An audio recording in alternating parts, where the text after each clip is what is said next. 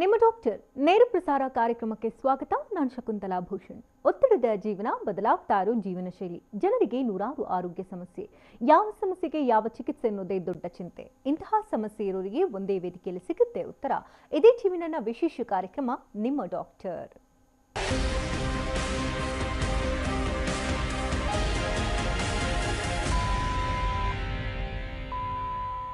ತಮ್ಮ ನಂತರ ತಮ್ಮ ವಂಶವನ್ನ ಮುಂದುವರಿಸೋದಕ್ಕೆ ವಾರಸುದಾರರೊಬ್ಬರು ಇರಲೇಬೇಕು ಅನ್ನೋದು ಪ್ರತಿಯೊಂದು ದಂಪತಿಯ ಕನಸಾಗಿರುತ್ತೆ. ಆದರೆ ಆಧುನೀಕರಣದ ದುಷ್ಪರಿಣಾಮ ಹಾಗೂ ಇಂದಿನ ಜೀವನ ಶೈಲಿಯಿಂದಾಗಿ ಅದೆಷ್ಟೋ ಮಂದಿ ಸಂತಾನ ಭಾಗ್ಯವಿಲ್ಲದೆ ನೋವು ಅನುಭವಿಸ್ತಿರ್ತಾರೆ. ಕಂಡ ದೇವರಿಗೆ ಹರಕೆ ಹೊತ್ತು ಒಂದು ಮುದ್ದಾದ ಮಗುವನ್ನ ಹೆತ್ತು ಸುಖ ಜೀವನ ನಡೆಸೋದಕ್ಕೆ ಹವಣಿಸ್ತಾರೆ. ಇನ್ನು ಪ್ರಸ್ತುತ ವೈದ್ಯಕೀಯ ಜಗತ್ತಿನಲ್ಲಿ ಇಂತಹ ಸಮಸ್ಯೆಗಳಿಗೆ ಸಾಕಷ್ಟು ಸೂಕ್ತ ಪರಿಹಾರಗಳಿದ್ರೂ ಸಹ ಇದಕ್ಕೆ ಸಂಬಂಧಿಸಿದ ಮಾಹಿತಿ ವಿಚಾರಗಳ ಕೊರತೆ ಸಾಕಷ್ಟಿದೆ. ಇನ್ನು ಬಂಜೆತನದಿಂದ ಕೀಳಿರಿಮೆಗೆ ಒಳಗಾಗಿ ಖಿನ್ನರಾಗುವಂತಹ ಜನರು ಒಂದು ಕಡೆ ಆದರೆ IVF ನಂತಹ ಪರಿಣಾಮಕಾರಿ ಚಿಕಿತ್ಸೆ ಬಗ್ಗೆ ತಿಳಿದಿದ್ರೂ ಕೂಡ ಪದೇ ಪದೇ ಚಿಕಿತ್ಸೆ ವಿಫಲವಾಗ್ತಾ ಇರೋದಕ್ಕೆ ಕಾರಣಗಳನ್ನು ತಿಳಿಯದೆ ಒದ್ದಾಡ್ತಿರ್ತಾರೆ. ಆದರೆ ಚಿಂತೆ ಪಡುವಂತಹ ಅಗತ್ಯತೆ ಇಲ್ಲ. ಈ ಎಲ್ಲಾ ಸಮಸ್ಯೆಗಳಿಗೆ ಖಂಡಿತ ಸೂಕ್ತ ಪರಿಹಾರವಿದೆ.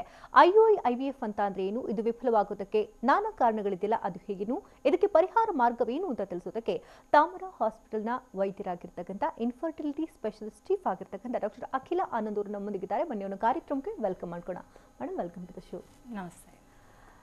ಪ್ರತಿಯೊಬ್ಬರಿಗೂ ಕೂಡ ಒಂದು ದಂಪತಿಗೆ ಒಂದು ಮನೆಯಲ್ಲಿ ಒಂದು ಪುಟ್ಟ ಕನ್ನಮ್ಮ ಇರಬೇಕು, ತಮ್ಮ ಜೀವನಕ್ಕೆ ಬೆಳಕಾಗಬೇಕು ಅನ್ನೋ ಒಂದು ಆಸೆ ಇರುತ್ತೆ. ಬಟ್ ಬದಲಾಗ್ತಾ ಇರೋ ಜೀವನ ಶೈಲಿಯಿಂದ ಅನೇಕ ರೀತಿ ಸಮಸ್ಯೆಗಳಿಂದ ಸಾಕಷ್ಟು ಗೊಂದಲಕ್ಕೆ ಒಳಗಾಗಿರ್ತಾರೆ. ಬೇಗ ಮಗು ಮಾಡಿಕೊಳ್ಳದೆ ಇರುವಂಥದ್ದು, ಕೆರಿಯರ್ ಓರಿಯೆಂಟೆಡ್ ಆಗಿರ್ಬೋದು ಅಥವಾ ದುಶ್ಚಟಗಳಿಗೆ ಬಲಿಯಾಗಿರುವುದು, ನಾನಾ ಕಾರಣಗಳಿರಬಹುದು. ಇನ್ಫರ್ಟಿಲಿಟಿ ಅನ್ನೋದು ಗಂಡು ಹೆಣ್ಣು ಇಬ್ಬರನ್ನು ಕೂಡ ಬಾಧಿಸ್ತಾ ಇದೆ. ಏನು ಹೇಳ್ತೀರಿ ಈ ಬಗ್ಗೆ? ಹೌದು, ಡೆಫಿನೆಟಾಗಿ ಹೇಳಬೇಕು ಅಂದರೆ ಒಂದು ಭ್ರೂಣ ಆಗಬೇಕು, ಒಂದು ಮಗು ಆಗಬೇಕು ಅಂದರೆ ಹಸ್ಬೆಂಡು ಮತ್ತು ವೈಫ್ ಇಬ್ಬರದು ಎಲ್ಲ ಫ್ಯಾಕ್ಟರ್ಸು ಚೆನ್ನಾಗಿರಬೇಕು. ಫಸ್ಟ್ ಈಗ ಯೂಶ್ವಲಿ ಕಾಮನ್ ನಾವು ನೋಡ್ತಿರೋದು ಅಂದರೆ ಏನು, ಎಲ್ಲರೂ ಏನೇ ಪ್ರಾಬ್ಲಮ್ಸ್ ಮಕ್ಕಳಾಗಿಲ್ಲ ಅಂದಾಗ ಬರೋದು ಯೂಶ್ವಲಿ ಹೆಣ್ಮಕ್ಳಷ್ಟೇ ಬಂದು ಡಾಕ್ಟರ್ಸ್ನ ಅಪ್ರೋಚ್ ಮಾಡ್ತಾರೆ. ಸೊ ಅವಾಗ ನಾವು ಹೇಳ್ತೀವಿ ಅವ್ರನ್ನ ಯೂಶ್ವಲಿ ನಾವು ಎಲ್ಲ ಚೆಕಪ್ ಮಾಡಿ ಎಲ್ಲ ಇನ್ವೆಸ್ಟಿಗೇಷನ್ಸ್ ಮಾಡಿ ಎವ್ರಿಥಿಂಗ್ ನಾರ್ಮಲ್ ಇರುತ್ತೆ. ಅಂಥ ಟೈಮಲ್ಲಿ ನಾವು ಯೂಶ್ವಲಿ ಹಸ್ಬೆಂಡ್ನು ಕರೆದು ಅವ್ರನ್ನೂ ಟೆಸ್ಟ್ ಎಲ್ಲ ಮಾಡಿಸಿದಾಗ ಅವರಲ್ಲಿ ಏನಾದರೂ ಪ್ರಾಬ್ಲಮ್ಸ್ ಇರ್ತವೆ. ಸೊ ಅದಕ್ಕೆ ನಾವು ಹೇಳೋದು, ಏನಾದರೂ ಕಪಲ್ಸು ಒಂದು ಮಗು ಆಗಿಲ್ಲ ಅಂತ ಅಪ್ರೋಚ್ ಮಾಡಬೇಕಾದ್ರೆ ಇಬ್ಬರೂ ಬಂದು ಡಾಕ್ಟರ್ಸ್ನ ಮೀಟ್ ಮಾಡಿದ್ರೆ ಬೆಟರ್ ಅನಿಸುತ್ತೆ. ಅವಾಗ ಯೂಶ್ವಲಿ ಇಬ್ಬರಿಗೂ ಬೇಸಿಕ್ ಟೆಸ್ಟ್ಗಳನ್ನೆಲ್ಲ ಮಾಡ್ತೀವಿ. ಟೆಸ್ಟ್ಗಳೆಲ್ಲ ಮಾಡಿಸಿ ಎಲ್ಲ ನಾರ್ಮಲ್ ಆಗಿದ್ದರೆ ಯಾವ ಥರ ಅವರು ಪ್ಲ್ಯಾನ್ ಮಾಡ್ಬೋದು ಅಂತ ನಾವು ಅವ್ರಿಗೆ ಸಿಂಪಲ್ ಮೆಡಿಸಿನ್ಸ್ ಆದರೂ ಕೊಡ್ಬೋದು ಅಥವಾ ಏನಾದರೂ ರಿಲೇಷನ್ಸ್ ಇಟ್ಕೊಳ್ಳೋದು ಆ ಥರ ಎಲ್ಲ ಹೇಳ್ಬೋದು ಅವ್ರಿಗೆ. ಈ ಕೊರೋನಾ ಸಮಯದಲ್ಲಿ ಯಾವ ರೀತಿ ಬ್ಯಾಲೆನ್ಸ್ ಮಾಡಿದ್ರಿ? ಕೊರೋನಾದಲ್ಲಿ ಆ್ಯಕ್ಚುಲಿ ಹೇಳಬೇಕು ಅಂದರೆ ತುಂಬ ಜನ ಹೆದರ್ಕೊಂಡು ಆ್ಯಕ್ಚುಲಿ ಹಾಸ್ಪಿಟ್ಲಿಗೆ ಬಂದಿಲ್ಲ. ಕೊರೋನಾ ಟೈಮ್ಸಲ್ಲಿ ಏನಾಗಿದೆ, ನಾವು ಮೊದಲು ಕೊಡ್ತಿದ್ದು ಟ್ರೀಟ್ಮೆಂಟ್ಗೂ ಮತ್ತು ಈಗ ಕೊಡ್ತಿರೋ ಟ್ರೀಟ್ಮೆಂಟ್ಗೂ ಏನೂ ಡಿಫ್ರೆನ್ಸ್ ಆಗಿಲ್ಲ. ಮೇಯ್ನ್ಲಿ ಈಗೇನು ಕೊರೋನಾ ಇರೋಂಥ ಪೇಷಂಟ್ಸ್ಗಳಿಗೆ ಸೇಫ್ಟಿ ಈಸ್ ಇಂಪಾರ್ಟೆಂಟ್. ಮತ್ತು ಸ್ವಲ್ಪ ನಾವು ಹಾಸ್ಪಿಟ್ಲ್ಗಳಲ್ಲಿ ಸ್ವಲ್ಪ ಸೇಫ್ಟಿ ಮೆಷರ್ಸ್ ಎಲ್ಲ ತೊಗೊಳ್ತಾ ಇದ್ದೀವಿ. ಪ್ರತಿಯೊಂದು ಪೇಷಂಟ್ಸ್ಗೂ ಅಷ್ಟೇ ಸ್ವಲ್ಪ ಅಪಾಯಿಂಟ್ಮೆಂಟ್ಸಲ್ಲಿ ಸ್ವಲ್ಪ ಟೈಮಿಂಗ್ ವೇರಿಯೇಷನ್ಸ್ ಮಾಡ್ತಾ ಇದೀವಿ. ಅಂದರೆ ಒಂದೊಂದು ಪೇಷಂಟ್ಸ್ಗೂ ಒಂದು ಹಾಫ್ ಆನ್ ಅವರ್ ಅಪಾಯಿಂಟ್ಮೆಂಟ್ ಡಿಫ್ರೆನ್ಸಲ್ಲಿ ಕೊಡ್ತಾ ಇದ್ದೀವಿ. ಯಾಕಂದರೆ patient safety is also important. ಮತ್ತು ಟ್ರೀಟ್ಮೆಂಟು ಎಲ್ಲ ಅಷ್ಟೇ ಸೇಮ್, ಅದರಲ್ಲಿ ಏನು ಡಿಫ್ರೆನ್ಸ್ ಆಗಿಲ್ಲ. ಬಟ್ ನಾವು ಏನು ಇಂಪಾರ್ಟೆನ್ಸ್ ಕೊಡ್ತೀವಿ, ಸಕ್ಸಸ್ ರೇಟ್ಗೂ ಇಂಪಾರ್ಟೆನ್ಸ್ ಕೊಟ್ಟ ಹಾಗೆ ಪೇಷಂಟ್ ಸೇಫ್ಟಿಗೂ ಇಂಪಾರ್ಟೆನ್ಸ್ ಕೊಟ್ಟಿದ್ವಿ. ಮತ್ತು ರೆಗ್ಯುಲರ್ ಯೂಶ್ವಲಿ ಏನು ಮಾಡ್ತಿದ್ವಿ, ಪೇಷಂಟ್ಗೆ ಕೋವಿಡ್ ಟೆಸ್ಟ್ ಮಾಡಿ ಅವ್ರು ನೆಗೆಟಿವ್ ಇದ್ದಾರಾ ಅಂತ ಕನ್ಫರ್ಮ್ ಮಾಡಿಕೊಂಡು ನಾವು ಟ್ರೀಟ್ಮೆಂಟ್ಸ್ ಎಲ್ಲ ಕೊಡ್ತಿರೋದ್ರಿಂದ. ಮತ್ತು ಕೆಲವು ಪೇಷಂಟ್ಸ್ಗಳು ಏನು ಮಾಡ್ತಾರೆ, ಆಲ್ರೆಡಿ ಅವ್ರಿಗೆ ಟೈಮ್ ಮಿತಿ ಮೀರಿಬಿಟ್ಟಿರುತ್ತೆ. ಅಂಥವ್ರು ಏನು ಮಾಡ್ತಾರೆ, ಅಯ್ಯೋ ಈ ಕೊರೋನಾ ಟೈಮಲ್ಲಿ ಬೇಡ, ಆಮೇಲೆ ಹೋಗೋಣ ಟ್ರೀಟ್ಮೆಂಟ್ ತೊಗೊಳ್ಳೋಣ ಅಂತ ಕೆಲವ್ರು ಆ ಥರ ಇದು ಮಾಡ್ತಾ ಇದ್ದಾರೆ. ಅಂಥವ್ರು ಅವ್ರಿಗೆ ಟೈಮ್ ತುಂಬ ಪ್ರೀಷಿಯಸ್. ಅಂಥವ್ರು ಡೆಫಿನೆಟಾಗಿ ಬಂದು ಟ್ರೀಟ್ಮೆಂಟ್ ತೊಗೋಬೋದು. ನಾವು ಪೇಷಂಟ್ ಸೇಫ್ಟಿ ಮತ್ತು ನಿಮಗೆ ನೆಕ್ಸ್ಟ್ ಪ್ರೆಗ್ನೆನ್ಸಿ ಆಗೋದಕ್ಕೆ ಹೆಲ್ಪ್ ಆಗುವಂಥ ಟ್ರೀಟ್ಮೆಂಟ್ಸ್ ಎಲ್ಲ ನಾವು ಸೇಫ್ಟಿಯಿಂದ ಕೊಡ್ತಾ ಇದ್ದೀವಿ. ಈಗ ತುಂಬಾ ಜನ ಏನಂತಂದ್ರೆ, ಈಗ ಮದುವೆ ಆದ 1 ವರ್ಷದೊಳಗಡೆ ಆಗಲಿಲ್ಲ ಅಂತಂದ್ರೆ ತುಂಬಾನೇ ಹೆದರು ಬಿಡ್ತಾರೆ, ಆಗೋದೇ ಇಲ್ವೇನೋ ಅನ್ನೋ ರೀತಿಯಲ್ಲಿ ಭಾಸವಾಗ್ತಾ ಇರ್ತಾರೆ. ಸೊ ಯಾವಾಗ ಡಾಕ್ಟರ್ನ ಅಪ್ರೋಚ್ ಮಾಡಬೇಕು ಅಂತ ಹೇಳ್ತೀರಿ? 1 ಇಯರಿಂದ ಈಗ ಪ್ರೆಗ್ನೆನ್ಸಿ ಪ್ಲ್ಯಾನ್ ಮಾಡಿ 1 ಇಯರಿಂದ ಟ್ರೈ ಮಾಡಿ ಮಕ್ಕಳಾಗಿಲ್ಲ ಅಂದರೆ ಅವ್ರು ಡೆಫಿನೆಟಾಗಿ ಡಾಕ್ಟರ್ನ ಮೀಟ್ ಮಾಡಬೇಕಾಗುತ್ತೆ.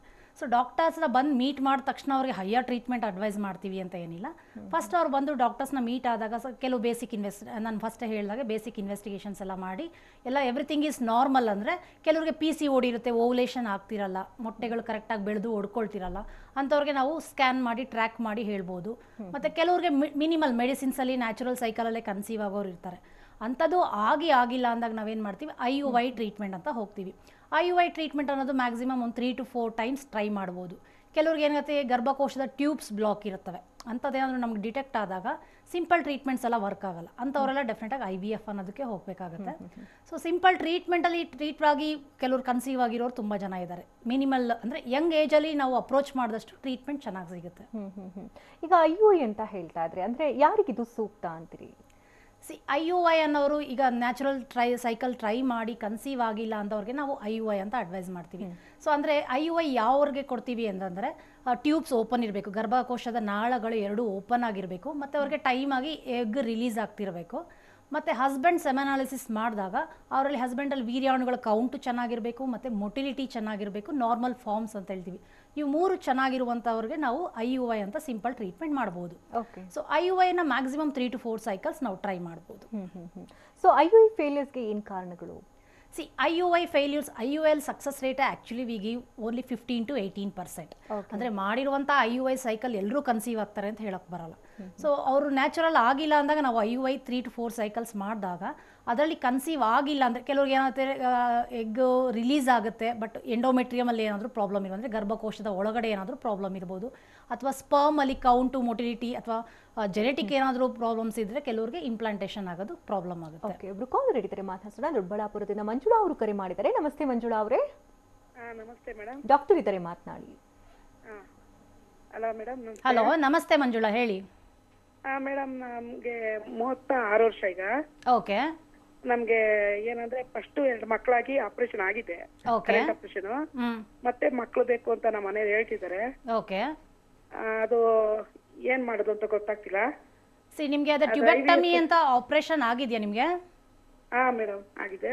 Okay okay. So tubectomy operation ಆಗಿರೋರು ಮತ್ತೆ ಟ್ಯೂಬ್ನ ರೀಕೆನಲೈಸೇಷನ್ ಅಂತ ಮಾಡ್ತೀವಿ, ಮತ್ತೆ ರೀ ಆಪರೇಷನ್ ಅಂತ ಮಾಡ್ಬೋದು.